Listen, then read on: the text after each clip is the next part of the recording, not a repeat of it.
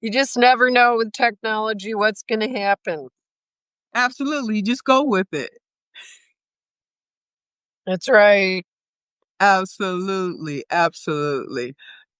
Hello, everyone. I'm here today with Mary Bartnikowski.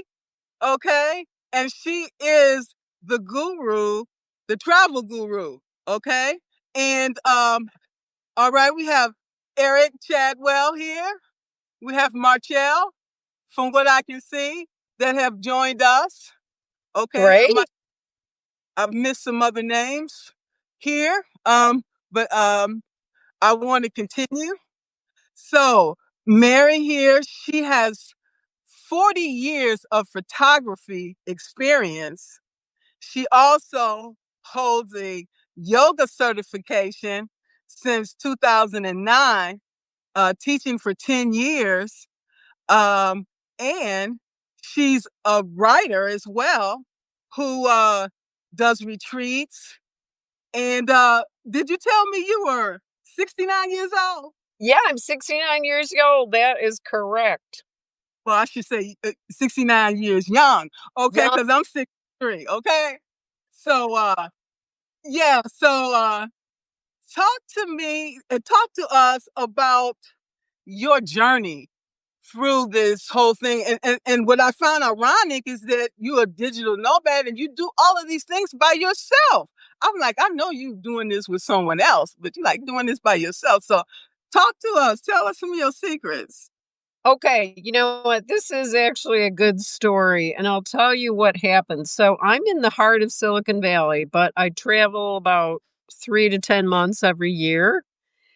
And so I've been in Silicon Valley for 40 years now professionally with my photography business. And this is the real story about the photography. So I did have a partner 20 years ago and we were doing weddings, but we got so many requests for weddings in Silicon Valley with these startup stars, high income people, tech innovators, and boom.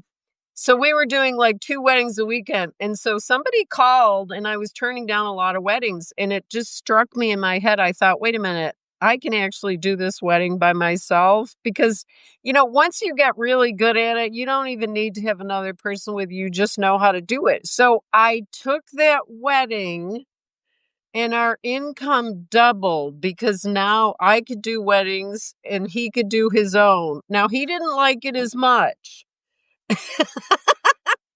And you know why?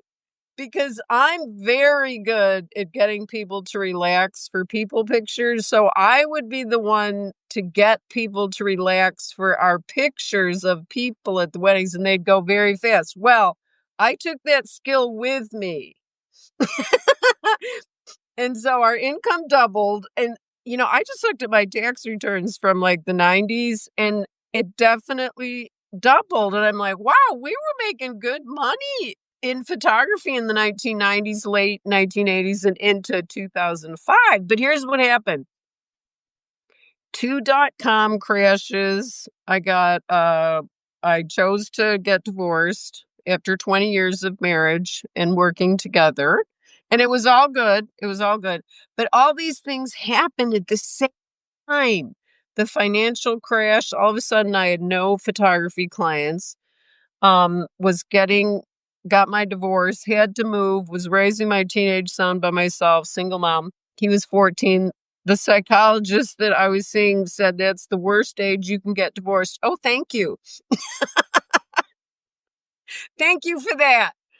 Um, okay, so all of these things conspired, which weren't great things after I'd been riding high on the photography business and everything was going great, financially and professionally. Well, in the meantime, I practicing yoga for at least 10 years, and my yoga teacher asked me to teach a class, make it. She's like, oh, you can do it. You've been doing this forever. Well, I was scared to do it, but I did it and I loved it. I really loved it. And so I'm like, this is interesting. I didn't even think I could do this. So I've been doing yoga for 25 years. And in 2009, I got my Kundalini yoga certification because I thought at the same time I was started to travel around the world in 2005 after I got divorced and was like, okay, my son moved on and he was traveling around the world. He's been to 50 countries. I've only been to 34. I got to catch up. And so he was in Nepal and invited me to come to visit him. So I took my first 2.5 month trip away from work in my whole adult life. I'd never had that much time off, not since being a teenager. And I even had a summer job. Hi, June Hall. Nice that you came over. And so everything started to change on that first trip. I met him in Nepal. And then we went to India together, and then I went to Bali by myself. And I came back from that trip to California a changed person. I was like, I gotta do this. So I was thinking the getting certified with the yoga would mean I could teach that all over the world.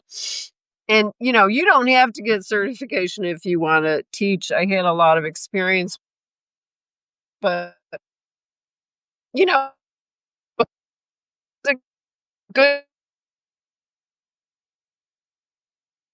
I did the many is. Oh, I'm sorry. I'm sorry, Mary. We have a bad connection right now. It's gonna pass. We're gonna patiently wait here. Okay. So This will pass. Okay. We're gonna wait here patiently because you have something very important that we need to hear. Okay. we be patient. That's Absolutely. right. We got plenty of time. That's right. Too. But you can hear me, right? I can hear you just fine now. Okay, good. Okay. Um, so to continue, oh, thanks for joining, Zephyr. So everything was happening in this whole like the travel, the yoga, and then okay, so here's what happened to me when I was in India living down the street from the Dalai Lama. Wow. Okay. Okay. Let's jump to that story because Yeah. that people started asking me to teach them photography and to teach them yoga. Okay. And so that was life changing because all of a sudden I had rupees in my pocket and I could pay for my rent, for all my food. I mean, it's pretty low cost um in India up in the Himalayas, but I didn't have to go to the ATM. Hey. And so that was a complete shock. And I was like, wow, I could do this. And it wasn't a big plan of preparation. Like it just people started to. So then I decided with people asking me, I was staying in this hotel and we're still connected. My friends that owned that hotel, they're actually traveling the world with their 3 sons right now. They just started. They moved back to Germany from India, but they said I could teach yoga on their rooftop. So I had this beautiful view of the Himalayas. Oh my gosh. So I was teaching every morning and it was, like $3 a class, which Well, was that like, yeah, I mean, it worked. People came. And then I would also get a lot of those people to come to my photography workshops that which were like 3 hours. And I am, by the way, I'm leading a photography retreat and I just got my first person. I've done it several times, many times in Italy, in Sicily, and we're going February 16th to February 23rd. So if you want to come, it includes accommodation and it's on. We're going in well, Sicily well, please make sure to 26th. include. I'm sorry to cut you off, but please make sure to include the links, okay? So we can give people the information I will. so they can join. Okay? I'm going to do it right now. Absolutely. So Go that's on. very exciting. I've taken people several times to Italy and Mexico. And I love doing it. It's a very small group. It's 6 people or less. And we have a lot of fun, and you come back with amazing pictures. Because I've been there 7 times, and I know where to take you, all the places to eat. And this time I'm including the accommodation because it's nice for you to just show up and have that all taken care of. It's a boutique hotel, very nice place on the water, Mediterranean Sea. Very nice place for 1 week, and I can help you with your travel arrangements and anything that you need travel-wise, any kind of advice, and of course, all the guidance of photography. And you'll get amazing pictures, I promise you. Okay, talk to me a little bit about the cameras, because like some people prefer Nikon, some people prefer, other kind. Do you particularly recommend a specific camera to people when they're Oh, okay. Let me talk about that. I'm so glad you asked because this 80% of the people that come, they have their iPhones or Galaxies. So you don't have to have a fancy camera. Now, if you want to bring a fancy camera, I'm going to teach you how to use it because I've been a professional for 40 years. I know how to take any camera and use it, even if you brought a film camera, because I was a film photographer for 25 years. Now, what I have seen from going from film to digital, and I've done all my exhibitions with film converted to digital files. So if you're interested in that kind of thing, I would say just get the name brands like Nikon, Canon, Sony. If you want the mirrorless, those are nice.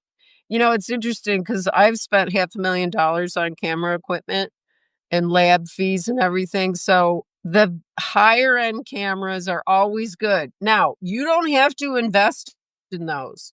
I'm on a mission to help people realize that if you want to do it as a hobby, you can definitely use your phone.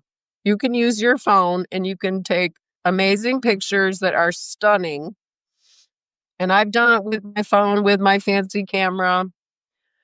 I mean, you really don't need a fancy camera unless you're in business or you're going to do a huge exhibition. And I've done 11 one-woman exhibitions, so I know you can actually, with a high-end camera and some of these phones too, you can make huge pictures from them.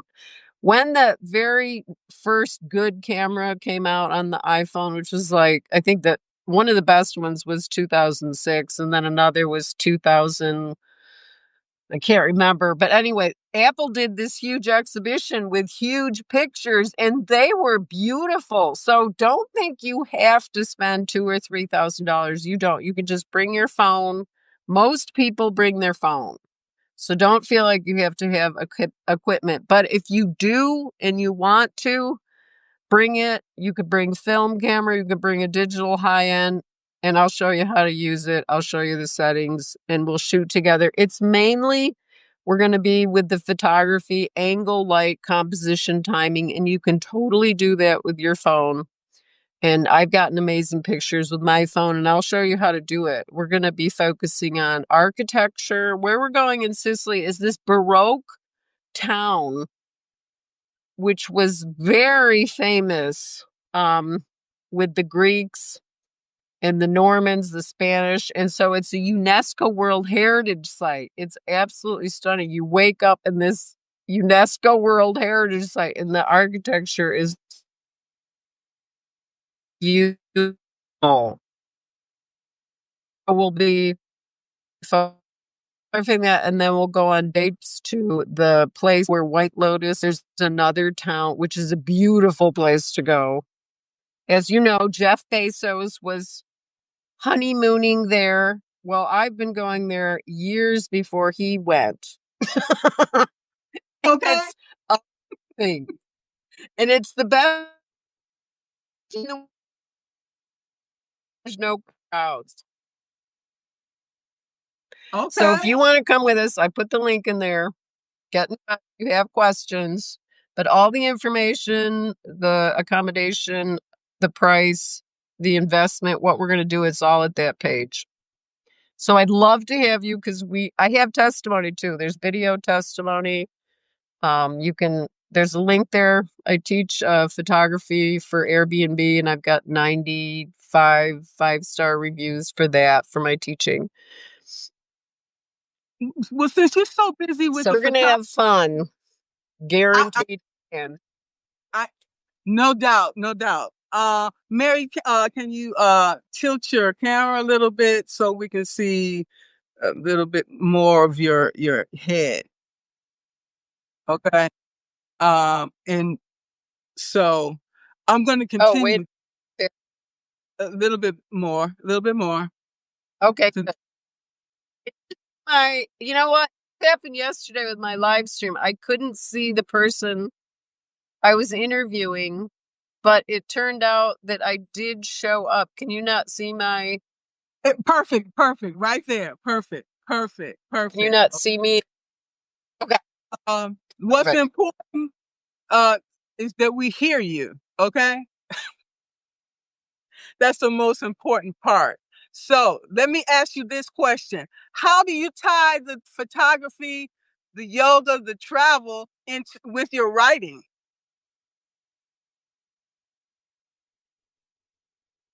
That's a very good question, and this is how I do it. Okay. Um, I created, and I just finished it, yoga and writing. Hmm. So it's in a workshop format. So we do yoga, very simple yoga. And I've taught this many times in a workshop. Very simple yoga with the meditation. And then I give you writing prompts, and it's like 10, 15 minutes. And then we all read them and comment on people's writings. And it's a small group, so everybody gets a chance. And you would be amazed and shocked at how good people are in that kind of writing. It will help you create a writing practice every day. This is how I have 6 books that are published and I'm getting paid to do writing because I read this book, The Artist's Way, and it Right. taught me how to write every day You know by what? Julia Cameron. Yeah, and I seen another artist had talked about that same thing on notes of Yeah. how transformation she experienced in her writing as a result. So, if you see these things, these are signs that we need to pay attention to. And I have it on a Kindle, so I'm going to definitely start reading it as well. Okay. You know, I cannot recommend this book enough, and it's about 30 years old now. So I got it when it first came out, and I've been writing since I read that. So I started writing every day. It says write 3 pages. Well, I couldn't stop. I Wow. wrote 5, 10 or pages, with my hand. Okay. And so what this workshop does is emulate that experience, but I highly recommend you read that book, Julia Cameron, Artist's Way, because it helps you to get in the frame of mind of just writing every day and not having any goal, not saying, oh, I'm going to publish it or I'm going to try it. Like, that's a whole different deal. And Wow. it's gonna make you like, when I grew up, I went to Catholic school, and so the English class was very conservative and all about punctuation and grammar. And I liked the class, but it wasn't a lot of fun. Like, it didn't promote your free expression. Okay. But the main thing is when you're writing, and it's the same, I think, with a lot of people on Substack, like, let yourself free write, but the people that are publishing, they're going to be doing editing later. But that's a different side of your brain. Don't even think about editing while you're writing. Just Hmm. get that draft down, let it all pour out, let yourself bleed on the page, Hmm. Okay. Literally. get it out. And then the other side of your brain, which is okay, so the creative one is your right Right. brain. Correct. Correct. Okay. So your left brain does the editing. So you don't want that one interfering with your right brain activity. Right. And so you Okay. want that out. And so that's what we do in the workshop with these writing prompts. And I just taught it at a library 2 weeks ago. And I have taught retreats, like 3-day retreats doing this. And it's a lot of fun because the people that aren't writing regularly are actually surprised at how much they enjoy it, like the O- writing itself. And then some of them go on to have a writing practice because they enjoy it so much. So that's the goal, to get people writing. And, even if you never publish, writing is so therapeutic. I mean, I think it was hard for me when I first started having people read my writing. I was really scared to have that happen. I had to go to therapy and it was like, Hey, been there, done that. yeah, just to, Okay. just to have my writing be public. But then I found out that people liked it. Okay. Yeah. It's transformative. It's transformative. That's exactly right, Margaret. Absolutely. And that's what attracted me to you. I was like, oh, she got it going on. I got need to talk to her, okay? Because she's wise. Okay.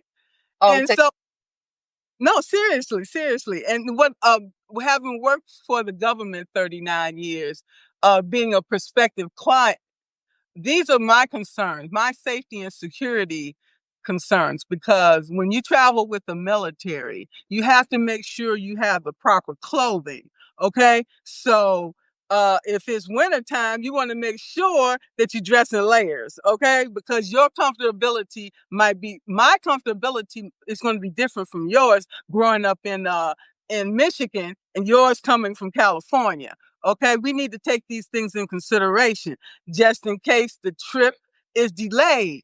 Okay, do I have enough medication with me to make sure that I can uh, get, to get have enough to till I get home? What happens if my personal belongings, like my passport or my purse, is stolen? Okay, because I had to do this duty officer thing when I was working in Israel, and you had to do it. And I'm like, okay, whatever. So I had to do this one night in addition to my regular job. And most of the people that were calling into the embassy were saying that uh, my my luggage was displaced and my medication was in my bag. And if I don't have this medication within a certain period of time, I'm not going to be healthy. Or their information was stolen. And I if you don't have information, then you're screwed. So you always need to look at the travel advisories in advance. Don't go to a country where you see that there's political unrest. Oh, I'm going to go there and have a vacation. Well, that's not the place you necessarily want to go. Okay, so you might want to go in the in the other direction. Look at these things. Prepare yourself. What do the things that I need to prepare for? Like when I went to South Africa, for example, make sure you had your malaria shot. Make sure that you have the proper clothing so these mosquitoes can't eat you alive. Okay, so you need to do your homework up front. So how much of this do you know people need to be aware of and prepare for in advance before they talk to you? Oh, yeah, they can be totally unprepared and still talk to me because here's what I've learned about traveling solo to 34 countries and buying one-way tickets all the way around the world as I traveled 4 times. I've done that around the world. And here's what I have to say. Always do carry on, don't check anything. This is a very big one. And even if you're going like I can do only check on for an 18-month trip in Asia. So if you Okay. can do check on, you're going to eliminate a lot of problems right there. And I Okay. tell people for my retreat, just do check on and I'll tell you what to pack. because, Sicily in the winter for this workshop, it's not that cold. You need a winter coat, yes, but there's plenty of days where it's nice enough to walk around with a sweater and a light jacket that you don't have to have, a very heavy coat. I mean, I bring it, of course, and I use it as a blanket when I'm traveling because it helps me to stay warm. So there's that, what you pack. Okay, now all of these things like passport and your medication, you've got to actually have that on your body. So what I do, and I'll show you right now, this crossbody bag that I got in Italy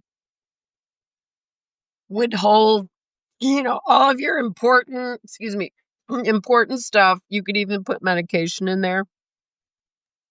Because if anybody gives you trouble about medication when you go through TSA, you just hold firm and you tell them, I'm going to die if I don't have this medication. They'll let you through.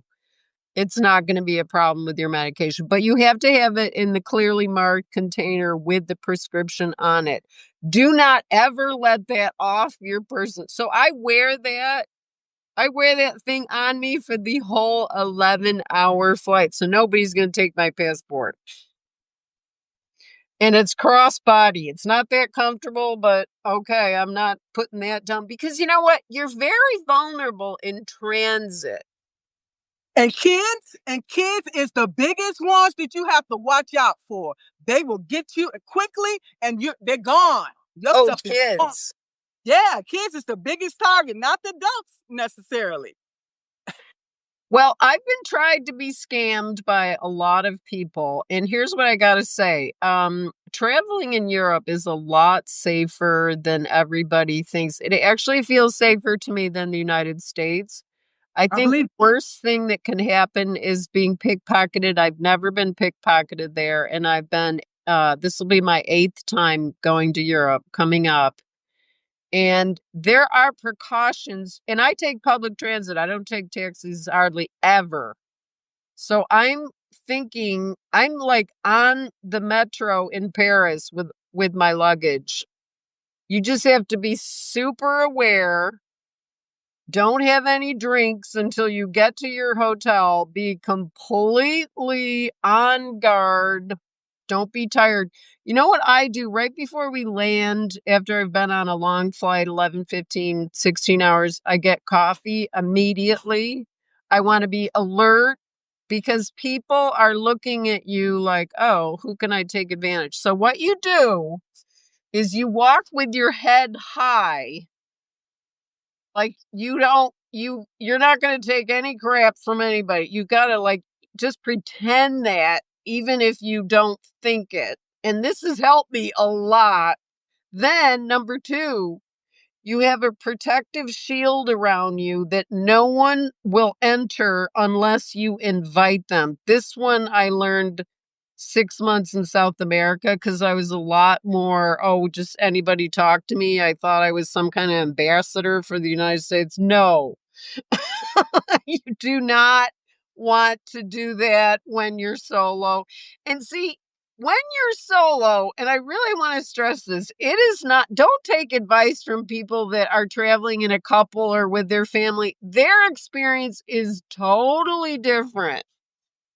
This is not what you're going to be experiencing if you're solo. Like, the amount of people that have tried to give me advice that were not by themselves, it's a completely different experience. I love it and I love doing it.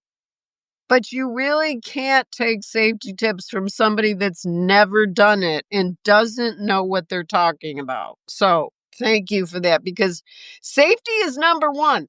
I am not going to go to Russia or North Korea.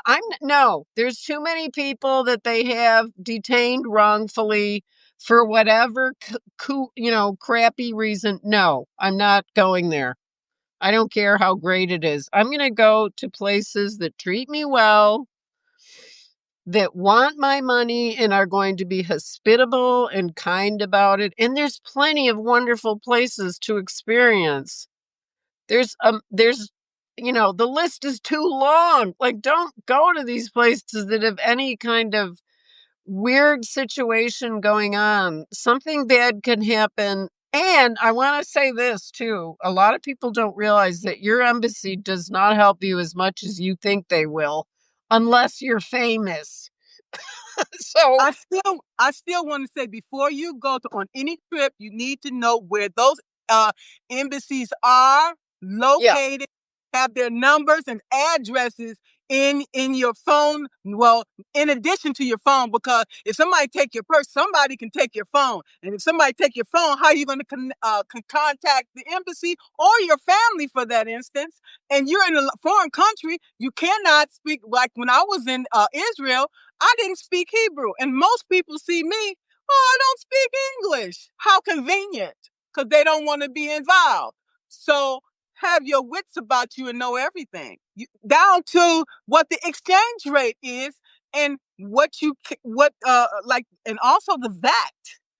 Certain places you get the VAT back and certain places you can't. You got to know how far your money can go, because your money can get out of control real quick. that's true. Because I'm going to tell you something. The second time I went to Europe, I lost a lot of money by doing this, which I highly recommend you don't do. So I had like $1,500 in cash on my body. And I'm like, oh, I'll just go get it exchanged. Oh my God. They took 30% of it. I'm like, okay, give me some more money for Yeah. Europe. And they're like, we did. We gave you all the money you're getting. I'm like, give it back. I'm not doing. Okay, so here's the answer. Get yourself a Charles Schwab card. There's probably others, but the Charles Schwab card is the one I have. It's a Visa card, and you can get money cash out of that, and they'll pay for your bank fees. So you don't have to pay big exchange rates, and you don't have to do bank fees. So that's what I've been doing the past like 6 international trips. And because sometimes you do need cash, like you can negotiate for accommodation in cash and get a lower price. So that's when you want to pay cash for things. But other than that, you can use your credit card for almost everything, everywhere, in most countries, not every country, but definitely in Europe, of course, in North America.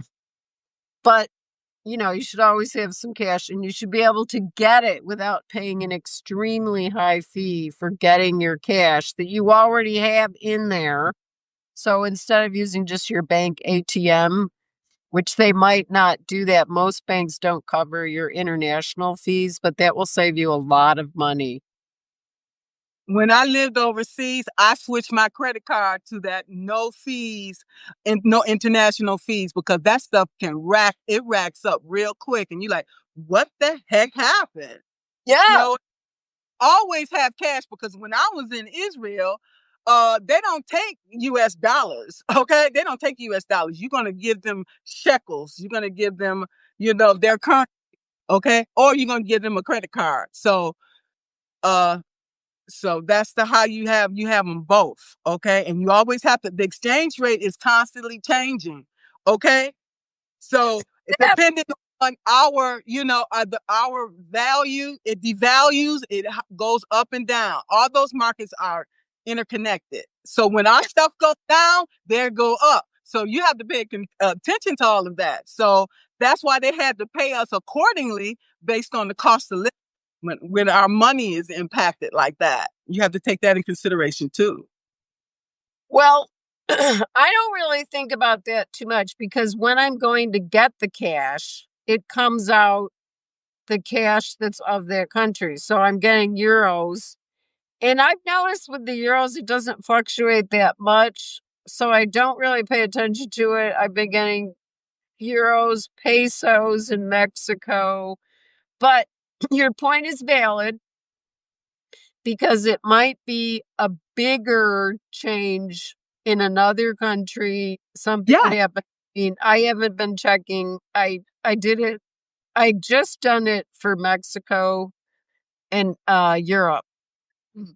So I didn't have that. I wasn't doing it in Asia or South America. So now I'm doing it and it's much better. I mean, I think it's pretty favorable. Oh, here's the other tip. Don't, okay, it'll ask you when you go to get the cash, do you want to do the exchange rate that the bank says it's going to be? Always say no. Okay. Yeah, because theirs is going to be super high. So you always want to say no to that because they're going to put an unusually high one on. See what I'm So, saying? yeah. So that's probably another thing that would affect what you brought up about that because then you could pay more. So just And say or you get less. Okay. it They have get less.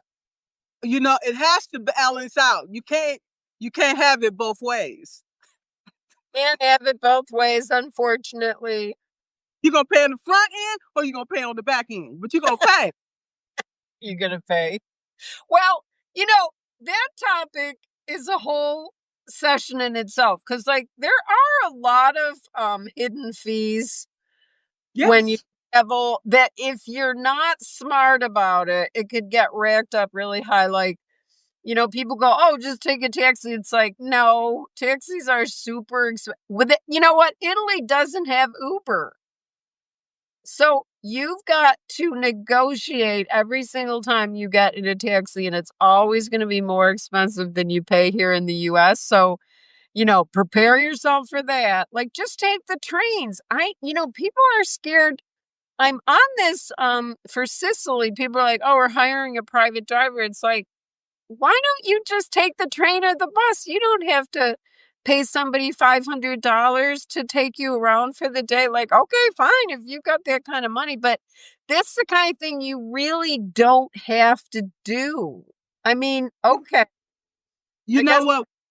I'm sorry. When I well, was in the net when see, okay, fine, that's going to be fine, but that's a way to save some money. I like the way the Netherlands did it. When I was in Amsterdam, you can buy a pass. You can get a pass where you can jump on, jump off the bus at any given situation. You can pay 100 euros or whatever it was. I like that. Then you can go wherever you want. You're not limited. You know what I'm saying? And then you can get passed to go to the rail system and go wherever you want. And it's amazing. And you can save yourself a lot of money. And another thing you have to do is watch these restaurants. They'll get you in gratuity, then they want tips, and then all this other stuff. And by the time you get through, when you look at the bill, you're like, "What the hell?" And then the exchange rate on top of that, you got to be real careful with those restaurants. Well, my experience has been I haven't had to be careful with the restaurants. Okay, so here's why I think when I'm traveling, I'm figuring out the real places to go that the people that live there go. Like, that's one of my things that I'm really excited to do. And so, like, this last time in Paris, I stayed in the 12th arrondissement. You know how there's the different sections, and that arrondissement, and I'm sure I'm saying it wrong, had more local people. I could tell by just walking around. So some of the restaurants I discovered, it was a Vietnamese place, a Japanese Chinese place, and these were all less than 20 euros. And I'm like, what? This is great. Then I found a bar where everybody spoke French. They were all local. And you could get a glass of wine for between 4 and 6 euros a glass. And they had a million kegs on the wall. They're pretty well known now, but everything was super low cost. And that place was packed with Parisians. And so for me, I really love finding those local places. Like, I would never go to a really high touristy place because they're not as fun. And you end up talking to people. And like, if people are interested in you, they'll actually talk to you and you can talk to them. I mean, I found Paris to be, and I've been 6 or 7 times now, to be very friendly, and the young people know English really well. Oh, and this is funny. I would try to speak French with Okay. people, like to try and, ask for directions or something, and they would very politely say, "We can speak English." And I just great, thank you for being nice about it. They saw I was trying, and many of them would say, "Oh, I really need to practice my English more." Their English would be perfect. So, don't believe that stuff about France being, people being mean to you and they want you to speak French. The young people, the young Parisians I was talking to, a couple trips back, they said that's mainly the really old people. Okay. Okay, like I me and you. No, no, probably older. No, they were Oh, saying the old French people that are like, on their way out, they don't wanna learn English, and, okay, that's understandable. and they don't want to change. They don't want to change. They're And happy. And that's okay, and, Yes, you're butchering their language, okay, that's fine, but it made me feel more excited to discover France, and that's fairly new for me, even though I've been, 6, 7 times to Paris. Now I'm venturing out to Nice and the Champagne area and Lourdes and different areas that are very different than Paris. Oh my gosh. Different price wise, people wise, it's just a completely different dimension. So here's the thing. Don't judge a country by the biggest cities in the country. Get out of those big cities. Sure, see Rome, see Venice, but get outside those cities because you're going to have a deeper immersion into the culture. It's not going to be, that you're worried about getting scammed all the time. These are just people like us living their life. Like, okay, there's some tourism, but they're not like actively, oh, let's see how I can get one over on, this person. That kind of attitude is more in the bigger cities, it like the is. You're right. And cities.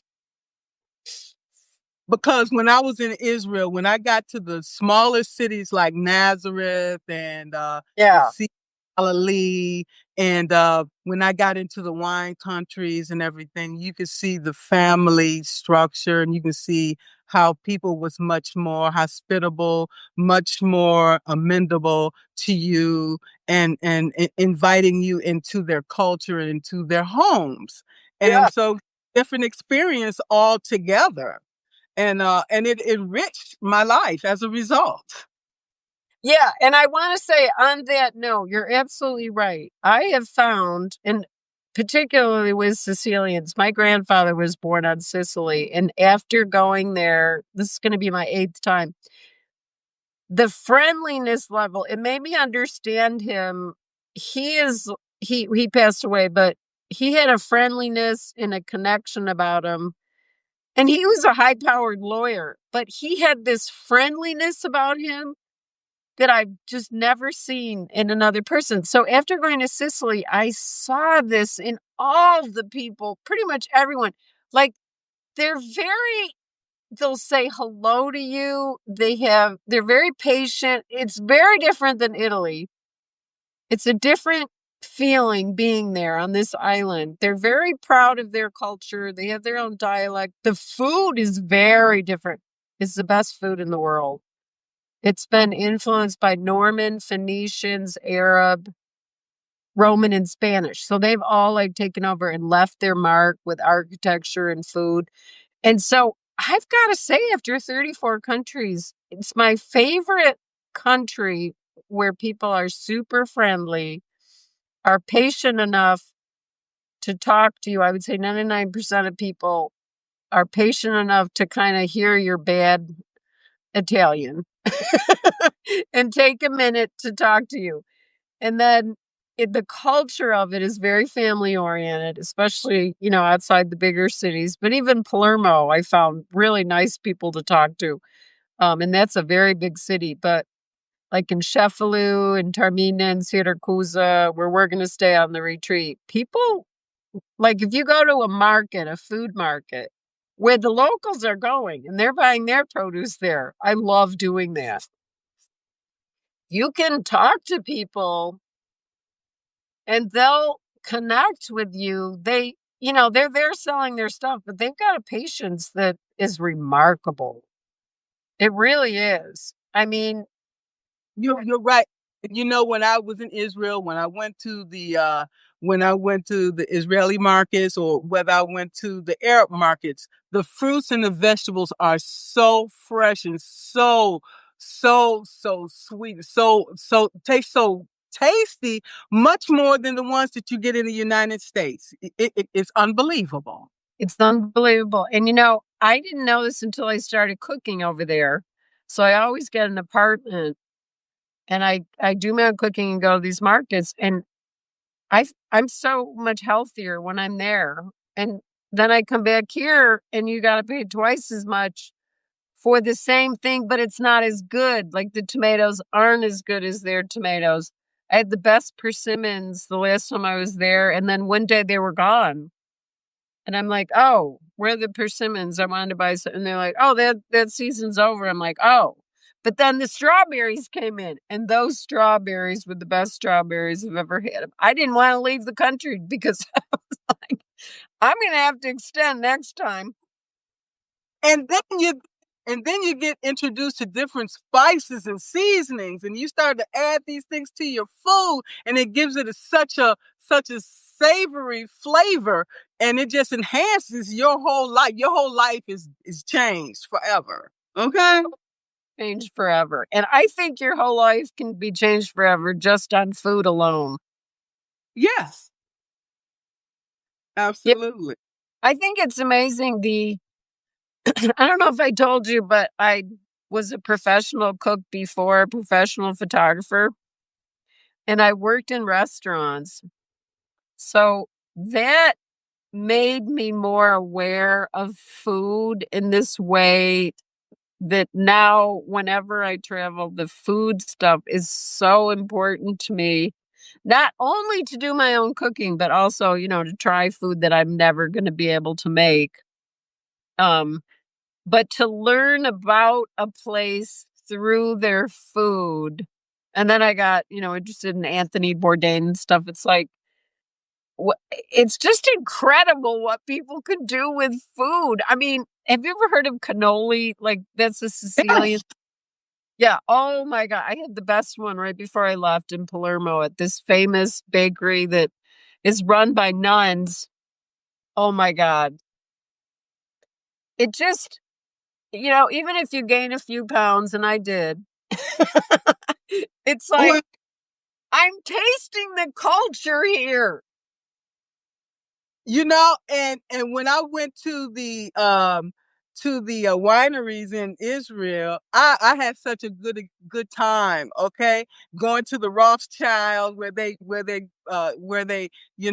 the grapes. They take you through the whole process, how they take them, and how they use their feet to all of that. That's back in the day. They have a different process now, in the fermenting process, and they take you through how the kegs and the aging process, and then they what they do is they delight you first, right? They'll feed you, they'll serenade you, they'll get you drunk, and then they'll ask for your credit card. Okay. Yeah. Then you give it, It works every time. Okay. right? I come out with 5 6 bottles of wine. I'm like, oh man, but it's some good wine. Okay.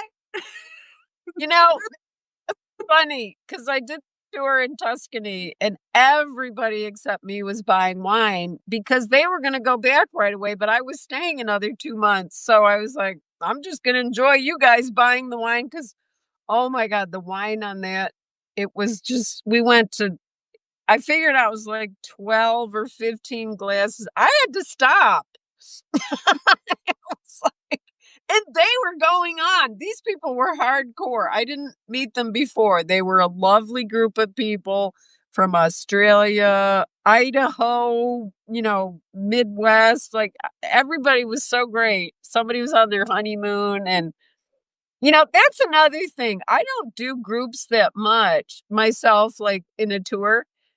because I like doing things on my own or leading my own groups. But I had so much fun at that in Tuscany that I really want to recommend to people if you go to the right kind of tour that's not too big, like a day tour, you can have an exceptional time. You can have, meet people, you can have a, good experience going to, like, how could you not have a good experience being driven around to three different wineries in Oh, Tuscany, being given a beautiful lunch at this organic farm and just like what you said, it just makes you this was like what, 15 years ago, and I still think of it like pretty often about what an amazing experience that was, both with people, the food, the culture, because yes. wineries really shows you about the culture, the people that give the tour in these wineries. They're always very interesting people. So I And, think we and the should. thing Okay, the thing of it is most of these places have a caboose, and what they do is they till the land, they grow the vegetables, they plant the seeds, they plant the grapes and everything, and everybody puts in back into this like cooperative. Everybody do their part, and whatever they sell goes back into the betterment of this community. That's cool. I've never been to Israel, but I've only heard good things about it. And it works. So I'm like, hey, why don't we do the same thing? We keep the old people in the family. They help to raise the young, giving them all the nourishment and all the mental things, and to be able to with their identity, know who they are, and everybody learn and grows together. Well, that's a good point. I'm finding though that I love traveling so much that I'm not home that often. So it's like grandma's out exploring the world. And I'm seeing that a lot more often now, like people 50 and above, they're not staying home and raising grandchildren. I mean, I want to raise that because sometimes I don't know if you're ever on Quora.com is a writing platform. I'm a top writer on that. And so yeah, and aging with attitude. Check that out. Mhm. So one of the questions was, how come grandparents don't want to raise their children? And I answered that one because it's like, I raised my son. He's 39. He doesn't have children, but you have to. Okay, here's the thing. If you're 50 plus and I'm 69, this is a very special personal growth time for you. And personally, I'm helping with his dog. She's right beside me, and we have a relationship. I think you got to temper it if you want to explore the world and travel with doing things for yourself and seeing how you can implement being able to travel the world and also, enjoy your family too. But I don't want to stop traveling and exploring. I'm healthy. I've been doing yoga and meditation for 25 years. I eat right. Like I'm really wanting to take advantage of this time to express myself and explore the world and do things, like I told you before about the photography business. Like I was working 12-hour days for a long time. It was very successful, and I still do photography for clients in Silicon Valley. However, it's not like I was doing it before where it was just like constant meetings, constant shoots. And I loved it. I'm not saying, I mean, I love my work, but I really like the pace that I can do it now with like not thinking about having to work every day. And, then I would go on these luxury trips that, spend $1,000 a day in the late 1980s and 1990s, which is like 5 times more now. And it's like, I have a different regard for my life now that doesn't include, always thinking about, oh, how much money can I make? Like, when you can enjoy your life at a slower pace. This is what Europe has taught me. Okay. Like being in Italy and France and just being able to sit down and have a glass of wine and just watch the world go by or not have a glass of wine, whatever, a coffee.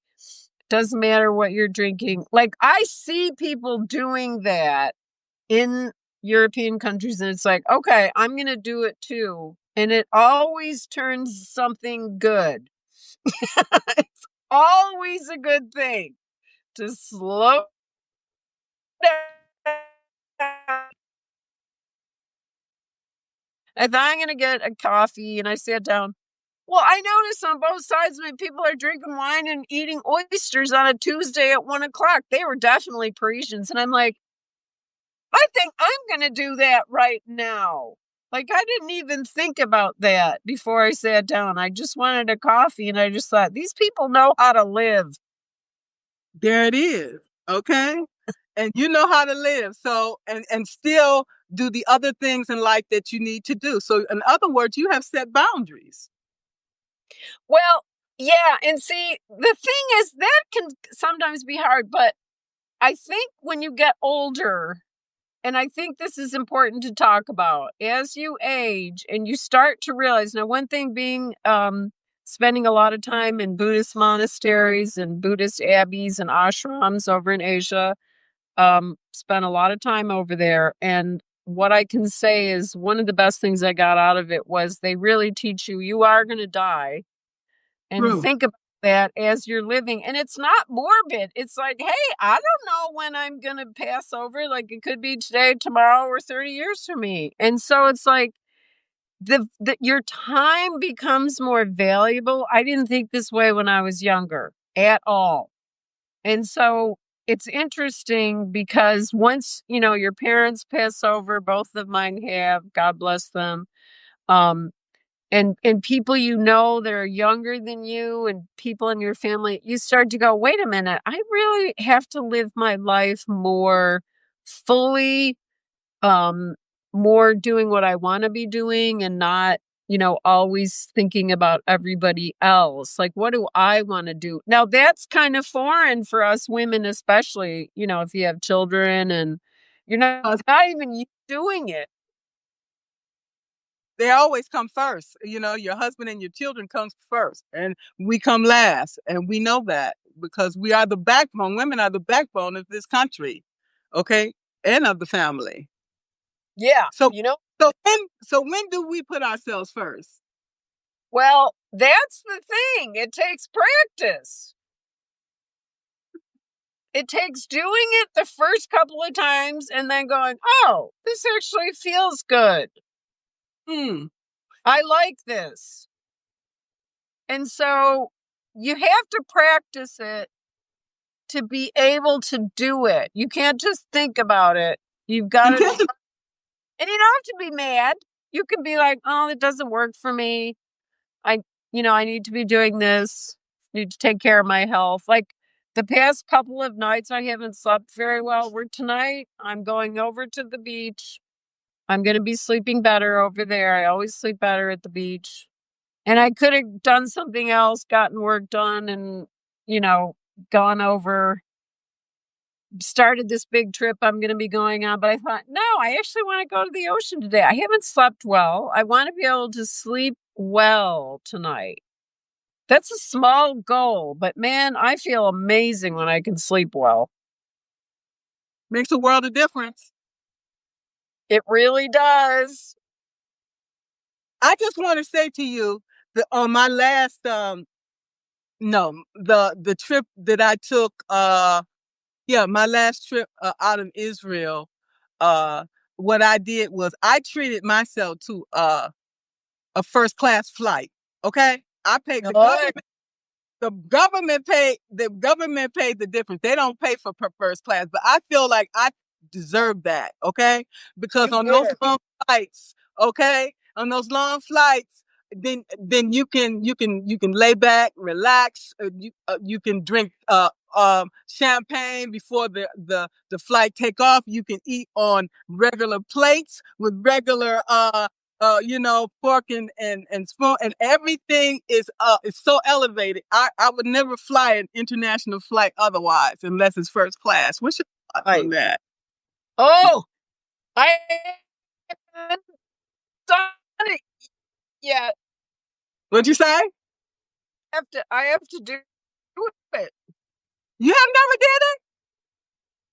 I've never done. Just do it once in I've your life. Do it only once in your been life. You asked what? to do on a international flight. Okay. Well, I see why people only fly first class. Can you Okay. hear me? Now I can. What'd you say? I got to figure out a way to do it You, because it's always so expensive. it's worth it. Trust and believe it. Yeah.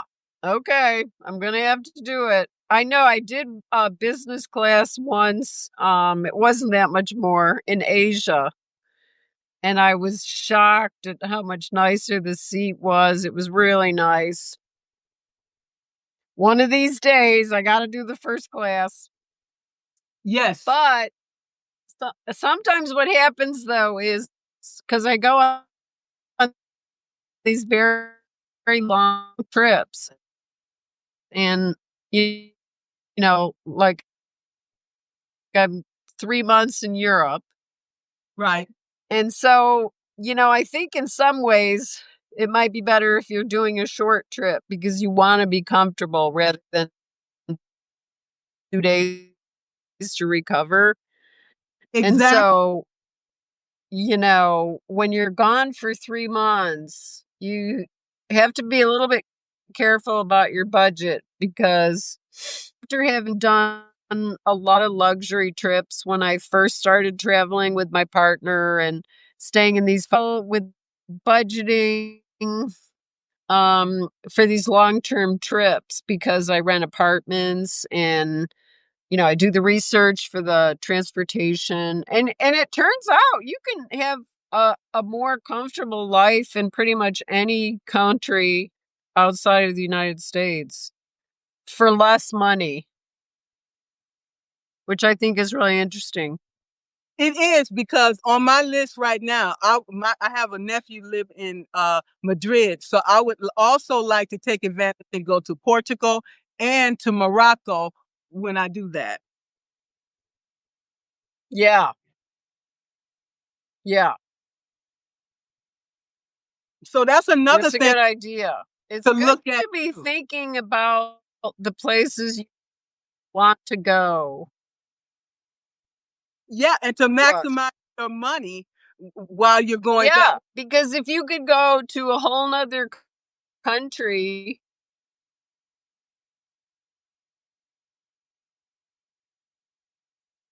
Yeah, because here's what I found about flights. You can really get some pretty good flight tickets. This is a good tip. And do a incognito window. Okay. And then you don't even have to put in your destination. You can put in your departure and then say go anywhere. And what will pop up are all these flights to places that you might not have thought of flying into. And then you could, like, say for Europe, you could take a train or like what I'm doing now is I always fly direct to Paris to get to Europe. And then I take a train or a flight somewhere else that's, not as expensive as going direct from the United States. And that turns out to be cost effective. And, And it's and fun to plan. and not only that, it's also cheaper to fly during the week rather than on the weekends, because if you fly on the weekend, you can pay more money. Yeah, sometimes you can get a deal on a Saturday because usually people don't fly that day. It just depends on the airlines. And So the country. And the I country. usually, and the country. Yes, that's right. So, the thing is, it does require research. If you want to talk to me one on one about planning a big trip for yourself, I'm an Italy expert, but I can also talk to you about Europe, South America, Asia, because, and it's good to help. My mission is to get people on the road and traveling. And I think sometimes people just need, validation for their plans. They need to bounce ideas off of a person who's an expert and can tell them. Because, here's the thing, I see a lot of stuff that's not true online about traveling. Like, I really want to share this right now because I'm starting to see advertisements for Italy specifically, and the photo will not be what they're talking about. Like it was an ad for Sicily. Well, they didn't have any pictures for Sicily. I have about 100,000. Anyway, um, and they showed a picture of northern Italy. That is not Sicily. And so I'm starting to see this with advertising. People are getting duped. So here's the thing. You've got to, whether you talk to me or someone else, talk to someone who's been to these places you want to go. Go online, go to Facebook. You can't always believe everything with that either, but try to do a lot more research than you're thinking, because you're going to find out stuff that you wouldn't from someone that's going to benefit from you buying their package or their flight or their hotel or whatever.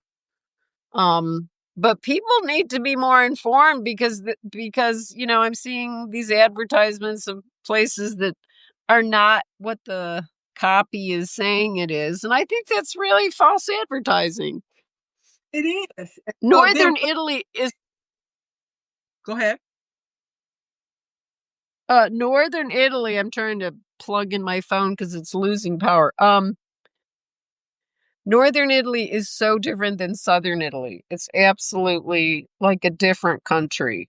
So to say, oh, this is what you're going to see when you get there, and it's not a picture of the place. And you should check out my pictures of Sicily, even if you are undecided. But I do need to know by August 15th. That's why I'm getting out to all my people. If you want to go, let me know, because it includes accommodation, a week of accommodation, and it's at a boutique hotel, which is right on the Mediterranean Sea. And it's going to get booked if you don't get in touch with me by the 15th, and then I'll just close it, because it's a nice place to stay when you've never been to Sicily and you just, want that experience of being you know, having a relaxed tourist experience. It's just a beautiful island and a beautiful hotel. So get in touch with me before August 15th. And you guys should come on over and subscribe to both of us. Absolutely. Mary, this has been phenomenal. Do you have any last comments that you would like to provide? Also, provide me your link again in my DMs or whatever. So, and I'll add it when I put the video out. Oh, great. Thank you. Yeah, I'll do that. Yeah, I'll do the retreat one, and I'll do the one-on-one and the Substack. Yeah, because I talk a lot about traveling in midlife. And here's what I want people to know. It's a very special personal growth time, being over 50 or over 60, like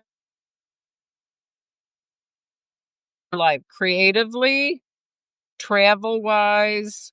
Maybe you want to start a business. I will say this. I heard that I lived down the street from the Dalai Lama, and he said this. He said the women, how did he put it? I can't quite remember, but he said women are the ones that are going to change the world. The older women, I wish I remembered exactly what he said, but it was like something that you didn't expect from such an ancient religion as Buddhism. But that's not, it's more a way of life than a religion. But anyway, just that when you get to be over 50, it's such a special time. And so think about your life like every day is really important. Do you want to travel? Do you want to start a new business? Do you want to spend more time with your family? Like, it's up to you. You can make this decision. And whether you come to Sicily with me or start traveling the world, I'm on a mission about that. Hi, Jill. To get people traveling, because what I've heard a lot of people say is, oh, I should have traveled when I was younger. No, it's not too late. No, get on it. And, you don't have to pick crazy countries that are difficult. And I've been to many, in Asia and South America and Central America. But I'm glad I did it. I'm glad I went to Bolivia and Peru and Laos and Cambodia and, 34 countries. I'm not sorry I didn't. I didn't just stay home and say, well, I'm too old to do this. Like, no. And you can learn new languages. You can learn 30 to 50 words of a language before you go, and maybe you might want to learn more because neuroplasticity keeps you young. It makes new pathways in your brain. Scientific fact. So, if you want to get traveling, especially if you're over 50, get in touch with me. We can have a session. You'll learn a lot by just getting your head in the right place. It's mainly mindset. A lot of times it isn't money. It's more of a mindset that you can do it. Don't listen to people tell you you can't. You're a grown up. You get to live your life the way you want. And you're going to have a fabulous time going forward into the best self that you've ever been, with more freedom and liberation. And you don't have to be a millionaire to do it. That's another myth. And I can help you budget for your trip and think about it in terms of, okay, I'm going to get going this year in 2025. You can. And I do heartily invite you to the Sicily retreat because it's a lot of fun. You might want to stay longer. You might want to start traveling more than you've ever traveled. And I can help you to do that with, a different mindset about your money so that you don't feel like you can't do things because of what it costs, because you really can. Like, Cambodia is an amazing country to visit, and it's very low cost there, and it's safe. I've been there twice, both myself and I went with my son, and we stayed at a beach place in separate bungalows. We could afford our own bungalows for $200 a month. And it Wow. was yeah, I know. It was a really nice family vacation because we had our own space. We weren't each other's nerves.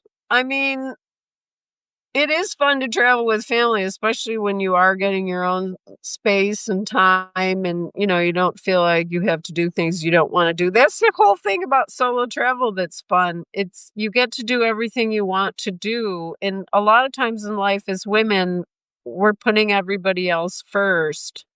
So think of being who you are at this magnificent level as an opportunity for you to enjoy your life even more and be A- empowered. Absolutely. You are empowered. Exactly. This has been so great with you, Margaret. Thank you so much for asking me. You as well. I have learned so much from you, and I am going to be on one trip. I don't know which one yet, but yes, absolutely. And Oh, good. maybe we can do this again sometime. It's been very, very helpful. Okay, great. Yes. Yeah. Yeah. And actually, when I'm over there, it's fun to do it because I'm in another country, and it's fun to connect when you're on a whole different planet. So that'll be in winter, but maybe we'll do it before, but whatever you want to do is great. But thank you for inviting me. I'm really grateful. And thank you for accepting. And you stay safe. I will. Yeah. Thank you so much. And you too. We'll be talking. We talked about some juicy topics. Yes. All right. Thanks. All right. Bye bye. Bye. Bye bye.